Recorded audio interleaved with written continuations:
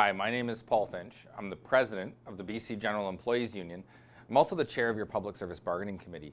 And I'm really proud that we've reached a tentative agreement with the government in an over 8-week dispute that had 8 days of intensive round-the-clock mediation. First and foremost, I want to thank all of you for standing strong on picket lines, short and long. It was your efforts that won this, and fundamentally it was the efforts of yourselves, picket captains, building captains, zone captains, everyone that really pitched in, the incredible staff here at our union, and of course my colleagues in the bargaining committee and so many others. I also want to recognize the incredible work of our allies in the labor movement who stood with us on picket lines, and I can assure all of you that we're going to ensure that we thank them appropriately for standing strong with us.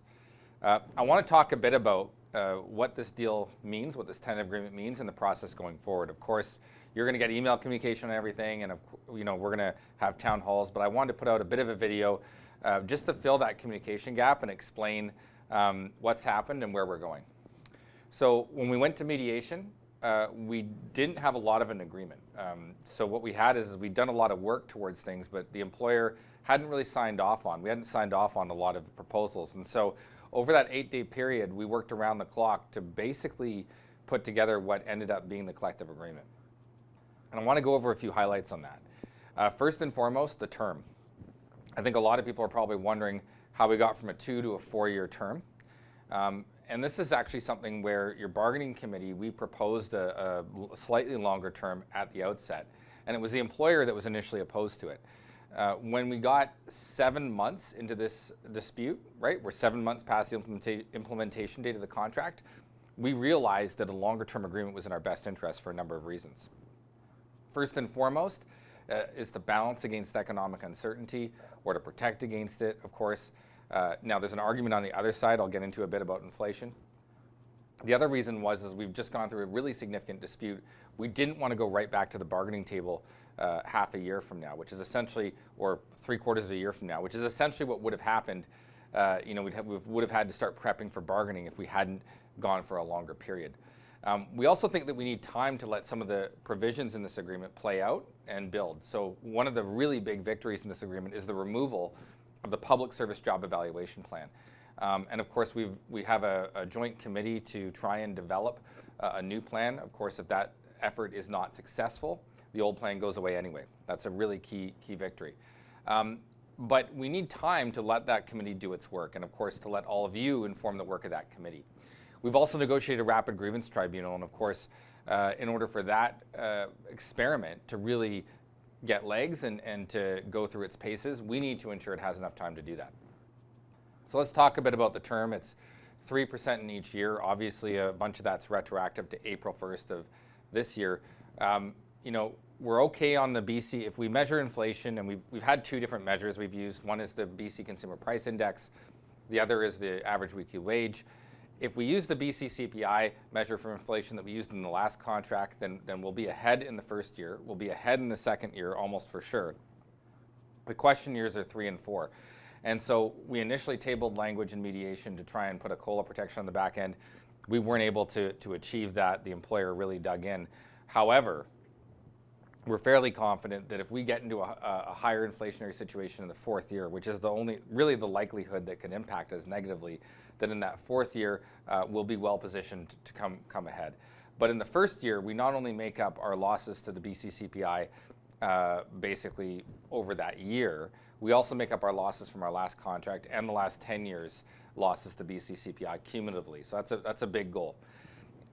The other one is that we felt that we needed some time after a long strike to really, take back the lessons learned, build back up our defense fund, and get ready for the next round of bargaining. So we think that was a good move. Finally, and this is due to our internal process, we have elections periodically where members of the bargaining committee are elected, and we wanted to make sure that bargaining is happening off cycle, so you don't have key bargaining committee members changed in the middle of bargaining, like right halfway through the process. That was important too. That was part of that consideration, not being bargaining right on top of our convention or on top of our local elections. So of course that was really important as well. So what else is in there? Well, There's significant increases, predominantly, but not exclusively, for the lowest paid members of our union.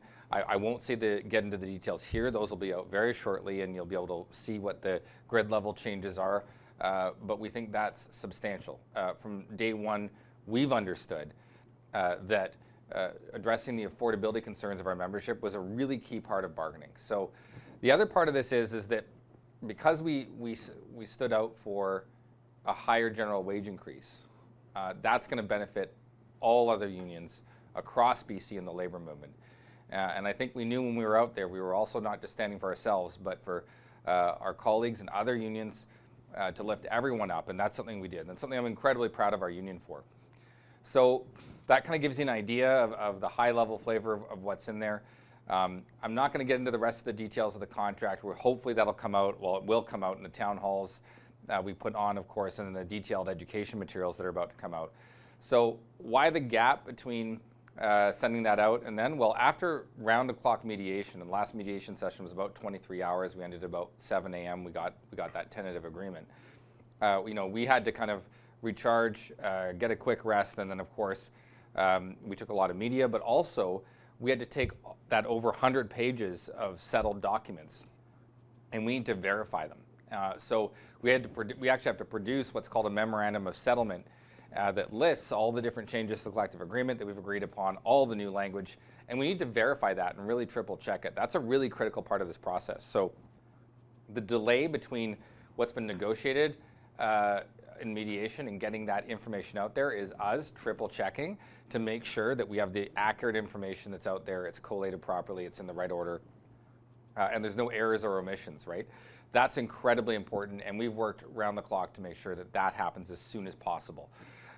So from here, what are we going to do? Well, there's going to be information sessions. We want to give you enough time to digest and understand what's in the agreement. The bargaining committee is unanimously recommending it for adoption by our membership, but we want you to understand what's in the agreement, to be able to debate and discuss it, ask questions, and then after that period of education and discussion, there's going to be about a week-long voting process, and you'll have the final say on that agreement. So I just wanted to go over that process a bit. Hopefully this helps, of course, and look forward to talking more in the town halls and the information sessions. And once again, thank you so much. I'm incredibly proud to be a member of this union for all the work you've done standing strong and winning this strike. Thank you.